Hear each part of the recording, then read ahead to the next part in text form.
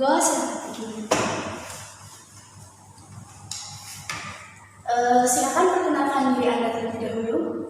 Perkenalkan, nama saya Aulia Siva. Saya berasal dari Pemalang dan sekarang saya berdomisili di Pondok Pesantren Darul Abror.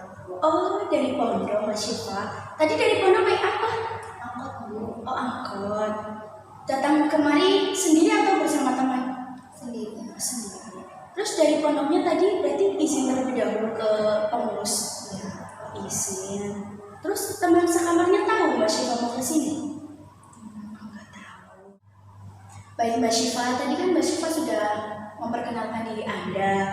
Lalu sebelum kita melanjutkan proses konseling ini, alangkah lebih baiknya saya memperkenalkan diri saya terlebih dahulu. Perkenalkan, nama saya Sita Fadila. Mbak Syifa bisa memanggil saya Bu Sita. Saya di sini sebagai konselor yang akan membantu Mbak Syifa untuk bisa menyelesaikan masalah yang Mbak Syifa nantinya akan selesaikan. Lalu sebelum kita mulai, sebelum proses konseling ini dimulai, saya akan menjelaskan terlebih dahulu bahwasanya dalam proses konseling ada yang namanya asas kerahasiaan ya Mbak Syifa. Jadi apapun yang akan Mbak Syifa ceritakan, apapun yang akan dikonsultasikan kepada saya, kepada konselor, itu nanti dipastikan akan terjamin kerahasiaannya dan tidak akan ada yang mengetahui permasalahan Mbak Syifa selain Mbak Syifa dan saya di sini. Baik, paham Ibu. Ya, silakan. Jadi saya datang ke sini itu ingin menceritakan permasalahan yang sedang saya hadapi Bu. Boleh saya tahu dan boleh diceritakan terlebih dahulu permasalahannya seperti apa? Jadi saya kan orang yang saya merasa diri saya orang yang introvert dulu. Baru 1 bulan yang lalu saya mondok di pesantren itu, saya merasa sampai sekarang itu saya belum bisa bergabung dengan teman-teman yang lain. Saya merasa kesulitan karena saya itu sebelumnya yang pertama tidak pernah mondok. Terus ketika saya di rumah, saya itu jarang bergaul dengan teman-teman. Saya hanya ya kayak anak rumahan gitu dulu. Nah terus semenjak saya mondok, saya dari kan kalau orang mondok ya kita bersama-sama terus dari bangun tidur kita ketemu terus bertemu. Saya merasa nggak bisa, maksudnya kayak kalau teman-teman lagi gerombol bareng, saya mau ikut itu saya canggung gitu Bu. Saya pokoknya nggak ada kayak bahan topik pembicaraan gitu. Jadi kalau mereka sedang bicara saya gabung tapi saya hanya diam. Jadi permasalahannya di sini adalah Mbak Syifa kurang bisa bergabung dengan teman-temannya di kamar. Bisa dijelaskan lebih dalam lagi bagaimana perasaan Mbak Syifa ketika di kamar? Ya, saya merasa kurang betah Ibu sebenarnya. Saya merasa ketika saya di rumah saya merasakan kehangatan keluarga, saya juga merasakan apa-apa saya bisa meminta orang tua mau makan langsung ke dapur saja mengambil makanan. Kalau di sini juga kita harus membeli rames dan sebagainya, itu juga alasan saya kurang betah sih Bu. Jadi alasan kedua adalah kurang betah. Lalu faktor lain yang membuat Mbak Syifa itu menjadi tidak betah di pondok itu seperti apa? Saya kan tipikal orang yang belajar juga harus sepi dulu. Terus ketika di pondok saya sedang belajar, yang satu ada yang menyanyi, ada yang ini, pokoknya itu saya tidak bisa berkonsentrasi. Itu yang menjadikan memang saya merasa saya benar-benar orang juga yang introvert, benar-benar harus sepi pokoknya gitu. Saya sulit bergaul seperti itu Bu. Oh, jadi begitu. Baiklah, saya bisa memahami apa yang Mbak Syifa rasakan. Sepertinya Mbak Syifa itu memang tipikal orang yang menyendiri seperti itu ya. Jadi ketika bersatu dengan orang di keramaian, khususnya seperti tadi ketika belajar itu Mbak Syifa sedikit terganggu. Seperti itu Mbak Syifa? Iya Ibu, seperti itu. Lalu apa lagi yang Mbak Syifa rasakan? Yang saya rasakan lagi sih juga faktor-faktor yang kurang betah gitu ya Bu. ya mandi harus mengantri.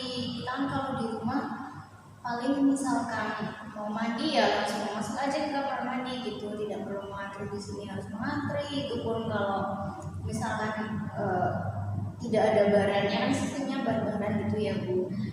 Kalau nggak ada itu saya merasa kayak sulit sekali sih hidup di pondok seperti itu sih Bu. Sebentar Mbak Syifa. Tadi masalah pokok utamanya kan Mbak Syifa introvert ya, kurang bisa bergabung dengan teman-teman Anda di kamar. Tapi kenapa saya rasa Mbak Syifa malah menceritakan hal lain yang tidak sama sekali berhubungan dengan introvert yang Mbak Syifa alami? Bisa lebih kita fokus kepada masalah Mbak Syifa yang sedang dialami ini? Ya, kalau masalah introvert itu saya yang ada di dalam kamar itu saya merasa kesulitan, tidak bisa bergabung dengan teman-teman, saya tidak memiliki topik pembicaraan dengan teman-teman. Intinya saya hanya bisa menyendiri dan diam seperti itu Bu, fokus utamanya sih. Lalu sekarang apakah Mbak Syifa sudah memiliki solusi tersendiri untuk yang bisa menangani masalah Mbak Syifa yang sedang dialami? Belum sih Bu, sebenarnya saya belum punya solusi. Apakah ada yang bisa dilakukan Mbak Syifa yang sepertinya bisa mendekatkan Mbak Syifa dengan teman Mbak Syifa di kamar supaya Mbak Syifa bisa lebih nyaman, bisa betah dan tidak terlalu mengingat-ingat keadaan di rumah seperti itu? Saya sedang berusaha seperti membuat lebih banyak topik pembicaraan supaya nantinya ketika teman mengajak saya bergabung, saya bisa menceritakan juga apa misal kejadian saya hari ini ataupun cerita masa lalu saya. Seperti teman-teman yang lain kebanyakan kan bercerita seperti itu. Saya sedang berusaha mengolah kata demi kata supaya saya bisa memiliki topik pembicaraan dengan mereka seperti itu sih Bu.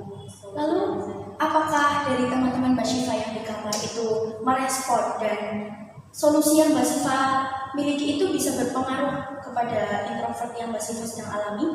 Sebenarnya teman-teman saya itu humble semua Bu.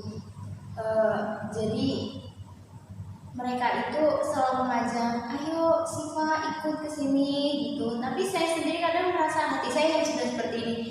Saya takut sendiri, saya nanti nggak bisa ngomong dengan mereka seperti itu Bu. Padahal mereka selalu, ya ayo sini. Terus mereka kadang bertanya kepada saya, mengapa kamu suka diam, sini cerita saja gitu. Mereka sebenarnya orang-orang baik gitu. Mereka menerima saya gitu. Tapi saya sendiri yang memiliki ketakutan tersendiri saat akan berbicara dengan mereka. Sebenarnya mereka menerima saya apa adanya. Lalu apakah ada faktor lain yang membuat Mbak Syifa itu tidak nyaman di kamar? Sedangkan tadi kan Mbak Syifa katakan sendiri bahwa teman-teman Mbak Syifa itu humble, semuanya bisa merangkul Mbak Syifa. Tapi Mbak Syifa tetap saja tidak bisa bergabung dengan mereka, tidak bisa membaur, seperti itu. Sebenarnya menurut saya mungkin tidak ada faktor lain ya Bu. Yang utama sih itu sulitnya saya memiliki topik pembicaraan dengan mereka, itu saja yang fokus pada menurut saya yang saya baca pada saya kan mengikuti seperti Facebook, Instagram mengenai akun-akun psikologi itu. Misalnya ciri-ciri orang introvert ya suka menyendiri itu ya paling faktor-faktornya hanya itu saja, tidak ada hal lain. Baik Mbak Syifa, tadi kan Mbak Syifa sudah bercerita banyak mengenai introvert yang Mbak Syifa alami, lalu bagaimana keadaan di pondok Mbak Syifa, di kamar Mbak Syifa, bagaimana keadaan teman-teman Mbak Syifa yang humble, bisa merangkul. Tapi saya rasa mengapa introvert Mbak Syifa itu malah semakin menjadi-jadi, malah Mbak Syifa semakin tidak nyaman, malah semakin tidak betah. Pasti itu ada yang Mbak Syifa rasakan tersendiri. Bisa diceritakan lebih dalam lagi kepada saya? Jadi Bu, walaupun memang teman-teman saya humble dan saya juga sudah berusaha untuk bergabung dengan mereka, tetapi justru saya merasa hati saya itu makin sakit Bu. Saya merasa saya semakin sendiri, Bu. Saya bingung. Saya bisa memahami apapun yang Mbak Syifa rasakan, tapi bagaimanapun juga Mbak Syifa itu kan harus bisa bergaul dengan teman-teman. Lalu introvert itu kan tidak baik, jadi alangkah lebih baiknya bahwasanya Mbak Syifa itu bisa membuka diri agar Mbak Syifa juga bisa bergaul dengan teman-teman. Teman-teman Mbak Syifa juga semakin bisa merangkul Mbak Syifa seperti itu. Sekarang bisa menenangkan diri Mbak Syifa terlebih dulu.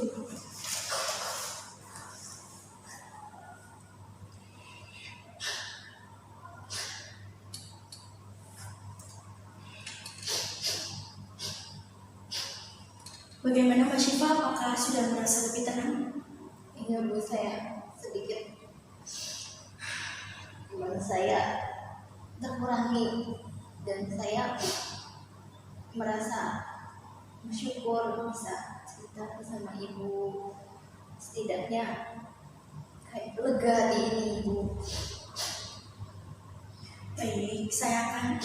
Tadi kan Mbak Syifa belum tenang ya saat saya berbicara dengan Mbak Syifa. Saya ulangi lagi bahwa introvert itu tidak baik bagi Mbak Syifa. Saya lihat kepribadian Mbak Syifa, karakter Mbak Syifa itu bukan, introvert itu sebenarnya bukan dari diri Mbak Syifa sendiri, itu pasti dari faktor lingkungan. Sebenarnya Mbak Syifa juga bisa humble, bisa merangkul dan bisa dirangkul oleh teman-teman Mbak Syifa. Namun Mbak Syifa yang kurang bisa membuka diri. Lalu sebenarnya kehidupan di pondok itu kan lebih identik dengan kebersamaan. Jadi Mbak Syifa alangkah lebih baiknya lebih mendekatkan diri kepada teman-teman dan bisa membuka diri supaya teman-teman Mbak Syifa juga bisa membuat nyaman Mbak Syifa juga bisa nyaman dan akhirnya betah berada di pondok. Seperti itu Mbak Syifa. Lalu sekarang setelah kita berkonseling, bagaimana solusi terbaik yang akan Mbak Syifa ambil ke depannya agar Mbak Syifa bisa nyaman berada di lingkungan pondok tersebut? Solusi saya akan berusaha membuka topik pembicaraan yang lebih luas supaya teman-teman saya juga merasa senang berbicara dengan saya. Terus saya juga akan berusaha bahwasanya memang saya harus bersama-sama. Saya jangan egois ke diri sendiri bahwa apa-apa sendiri-sendiri ya, seperti yang Ibu bilang bahwa kita kan hidup di pondok harus bersama-sama. Jadi saya juga akan berusaha, saya bisa kok bersama mereka, saya bisa senang bareng, susah bareng, saya akan seperti itu. Baik Mbak Syifa, sepertinya Mbak Syifa memang sudah bisa menyerap dengan baik apapun yang saya katakan, apapun yang Mbak Syifa katakan sendiri sebagai solusi terbaik untuk menangani masalah Mbak Syifa juga. Sepertinya Mbak Syifa sudah semakin terbuka ya, dan semoga apapun solusi yang Mbak Syifa ambil untuk menangani masalah Mbak Syifa itu tadi bisa mengobati rasa menyendiri Mbak Syifa, introvert Mbak Syifa, dan kedepannya semoga Mbak Syifa bisa nyaman hidup di pondok dan jangan bosan-bosan dan jangan khawatir ya untuk bisa bercerita kepada saya seperti itu. Baik Ibu, terima kasih karena telah menjadi tempat curahan isi hati saya, dan saya alhamdulillah merasa lega. Semoga solusi dari saya sendiri juga tambahan dari Ibu bisa berguna nantinya. Baik, Mbak Syifa. Baik Ibu, saya pamit. Terima kasih Ibu. Assalamualaikum. Assalamualaikum. Waalaikumsalam.